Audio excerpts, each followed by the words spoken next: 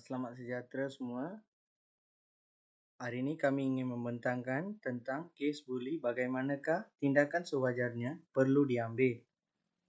Nama saya Michelle Analaki Thomas. Nombor matrik saya ialah B0820104117. Pertama sekali saya ingin membentangkan tentang pengenalan.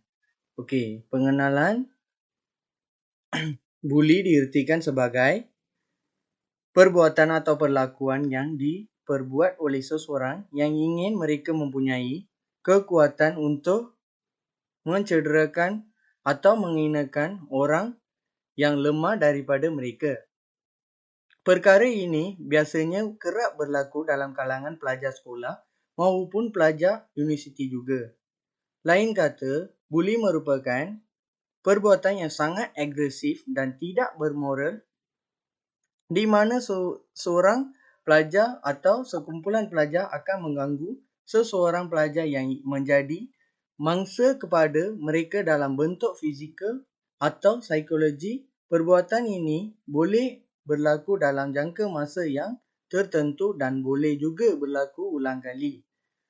Menurut laman sesawang Kamus Dewan Bahasa dan Pustaka, buli diertikan sebagai perbuatan mendera atau mempermainkan seseorang supaya dapat menyesuaikan diri dengan suasana yang baru.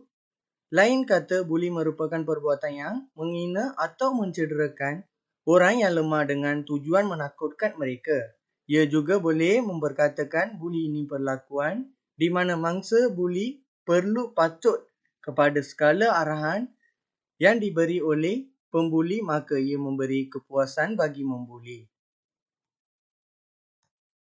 Seterusnya, menurut kajian Jamal Safri yang bertajuk Hubungan Status Sosial Pelajar Konflik Keluarga telah mendefinisikan buli sebagai perlakuan apabila seseorang murid yang lemah itu terdedah kepada tindakan yang negatif atau tidak sopan secara berulang kali oleh seorang murid atau kumpulan yang lebih dominan.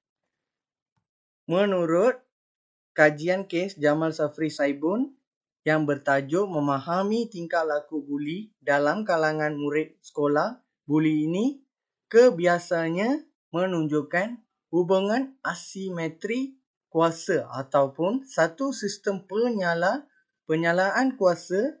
Selalu mangsa yang terlibat dengan tingkah laku membuli mempunyai tahap kesedaran yang berlainan terhadap apa yang dirasai oleh mangsa buli akibat perlakuan buli tersebut, tetapi kebanyakan daripada mereka menyedari bahawa tingkah laku mereka itu adalah sesuatu yang salah dan boleh mengakibatkan kehilangan nyawa seseorang individu.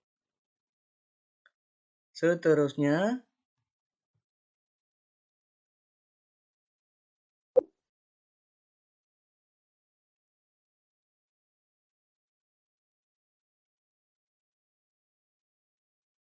terdapat 3 objektif utama dalam kajian kami. Objektif pertama adalah mengenal pasti kejadian buli dalam bentuk bilangan kejadian, pengalaman kes buli, mangsa buli, pembuli dan juga langkah menganalinya. Objektif kedua adalah menganalisis kejadian buli dalam 3 bentuk tingkah laku buli, iaitu buli secara tingkah laku langsung atau fizikal, buli secara verbal dan buli secara relational. Dan objektif terakhir adalah mengkaji sama ada bilangan pembuli, siapa pembuli, mangsa yang cenderung untuk dibuli serta latar belakang keluarga mempengaruhi bentuk tingkah laku buli. Kami telah berjaya menjalankan kajian ini berdasarkan objektif kami.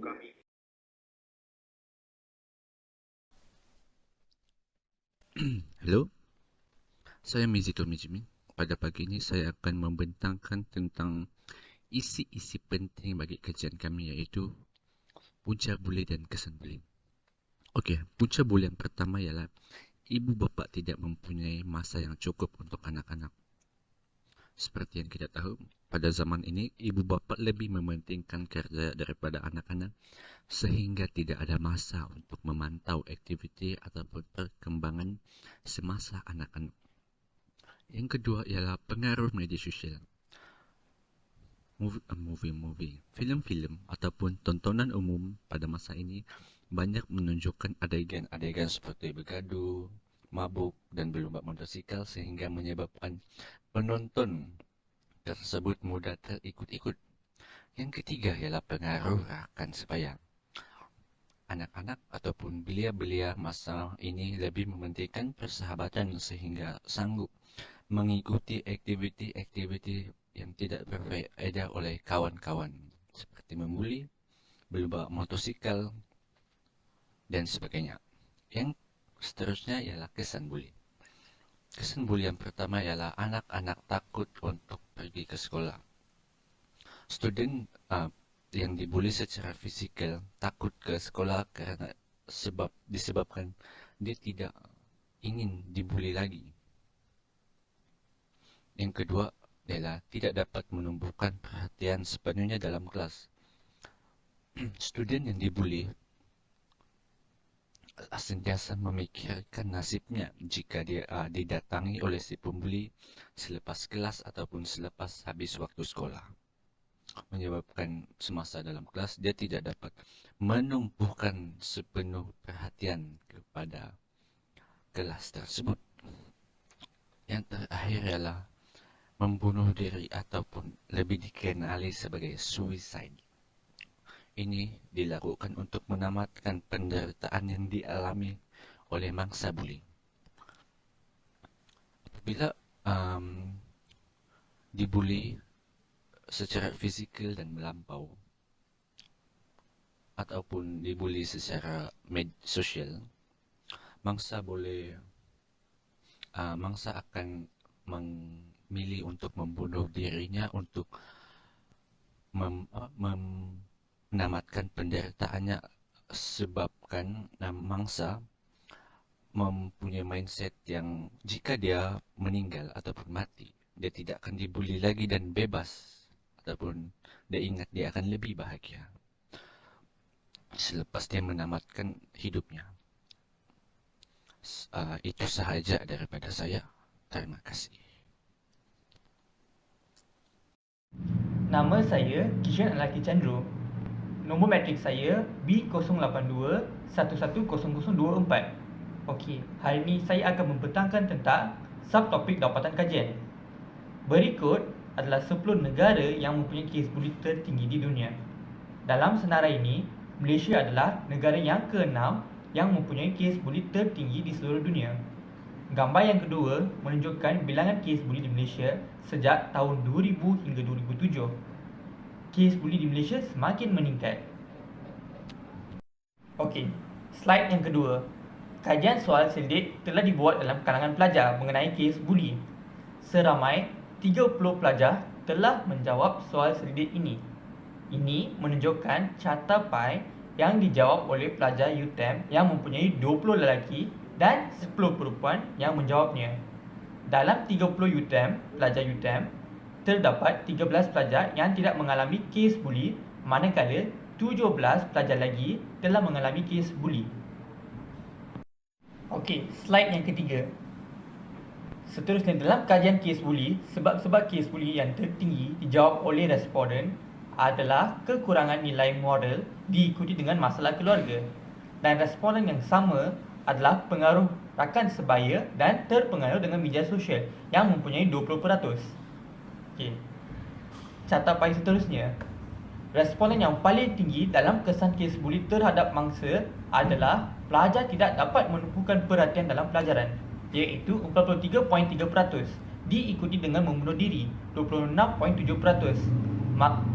Yang ketiga, mengalami kesakitan dari segi fizikal dan mental 16.7%. Dan responden yang paling rendah ialah 13.3%, iaitu terpengaruh dengan gejala negatif.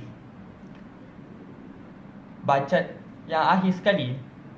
Cara-cara untuk mengatasi kes buli yang diresponden oleh pelajar dari graf tinggi ke rendah. Okey. Memberi kaunseling kepada pelajar yang terbabit dalam kes buli, mendidik pelajar di sekolah, mengadakan kempen anti-buli dan memberi didikan agama. Terima kasih. Sejahtera semua, saya Pavinton.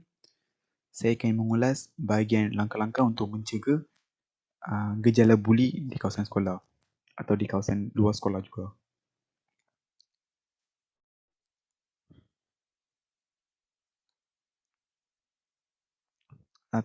Terdapat beberapa langkah yang kami dapat kumpul dalam mengatasi gejala buli ini.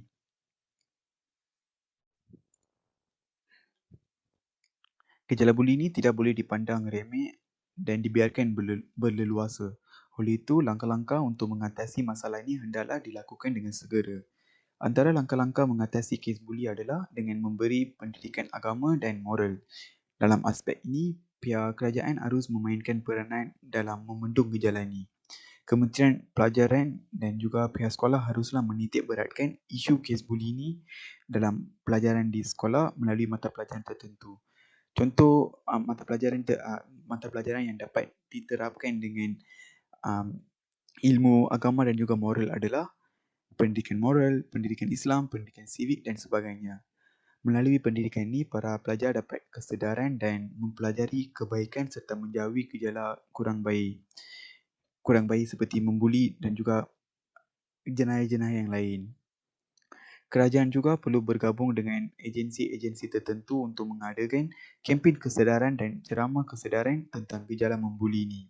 Melalui cara ini, remaja dapat mempelajari kesan sampingan yang diperoleh daripada melakukan gejala buli dan mereka tidak akan ada perasaan untuk melakukan perbuatan yang dapat menyakiti orang lain ini. Lepas mereka dapat mengetahui kesan buruk daripada gejala buli ini. Seterusnya, ibu bapa merupakan pihak yang terdekat dengan remaja. Oleh itu, ibu bapa perlulah memainkan peranan yang lagi penting daripada pihak sekolah dan juga pihak kerajaan untuk membendung gejala buli ini.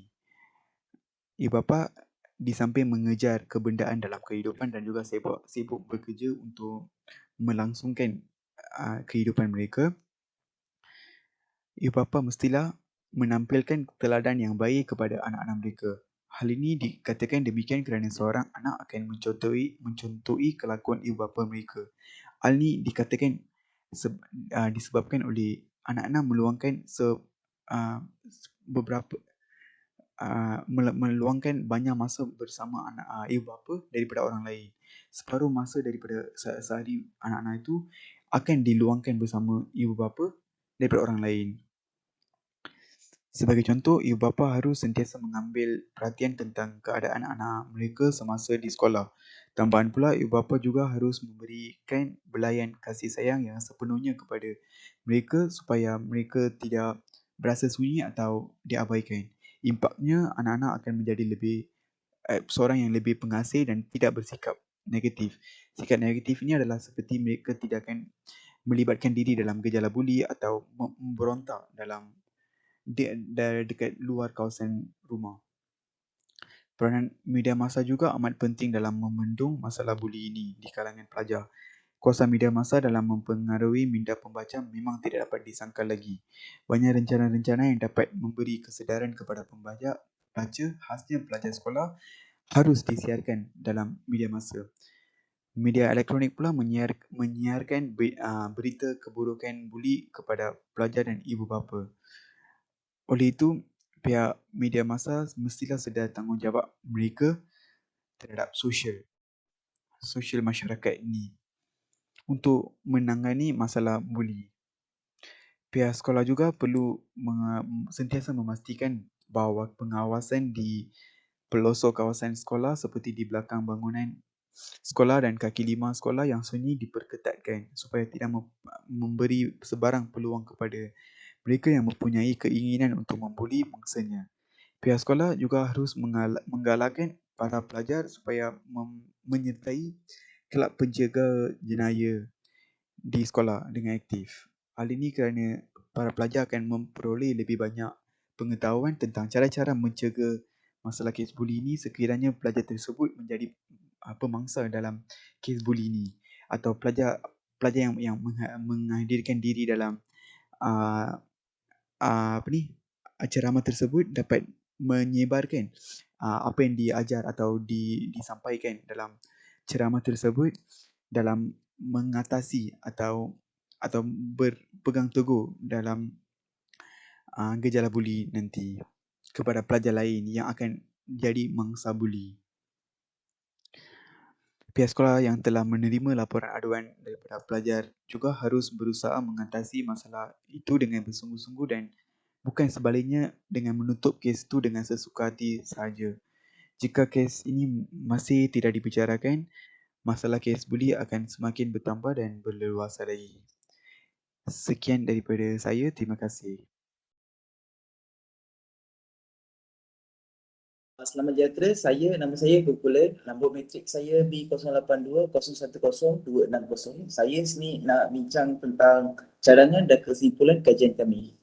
Natijahnya, kami dapat menganalisis beberapa sebab dan punca berlakunya kes buli di negara ini. Seperti mana yang kawan kita yang ceritakan tadi. First of all, semua pihak perlu memainkan peranan dalam mengatasi masalah ini. Semua pihak termasuklah masyarakat juga. Memberi lebih autoriti kepada pihak berwajib untuk menangani masalah buli ini. Masuk di sini adalah pihak tertentu, iaitu guru, masyarakat, ibu bapa dan juga polis. Tetapi untuk memberi lebih autoriti itu, dia lebih pentingkan kepada pihak polis. Seperti pihak polis boleh mendenda atau mempenjarakan pembuli. Selain itu, kempen kesedaran tentang berbahayanya buli juga perlu diberi penekanan. Maksudnya di sini adalah kempen penyedaraan, kempen kesedaraan. Kempen kesedaraan maksudnya boleh juga diaplikasikan di sekolah dengan murid-murid ataupun di sekolah menengah dengan pelajar-pelajar. Seterusnya, masyarakat juga boleh memainkan peranan dalam membasmi gejala buli ini.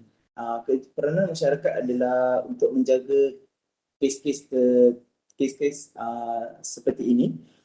Peranan mereka adalah dengan mengadakan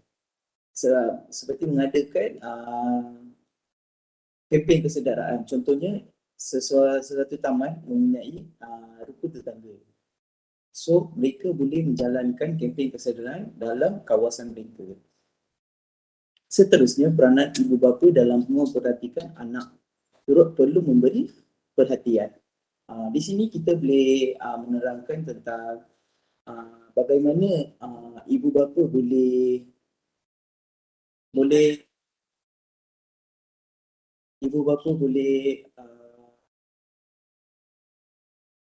memainkan peranan mereka yang penting seperti membawa anak-anak mereka berkelak ataupun bercuti. Selain itu, mereka juga boleh mendidik melalui agama. Jika semua perkara ini diberatkan, nescaya masalah buli ini dapat diatasi di Malaysia dan negara dapat membentuk satu masyarakat yang berkarisma dan berdisiplin.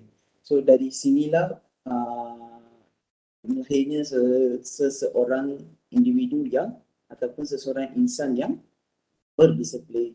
Terima kasih daripada saya.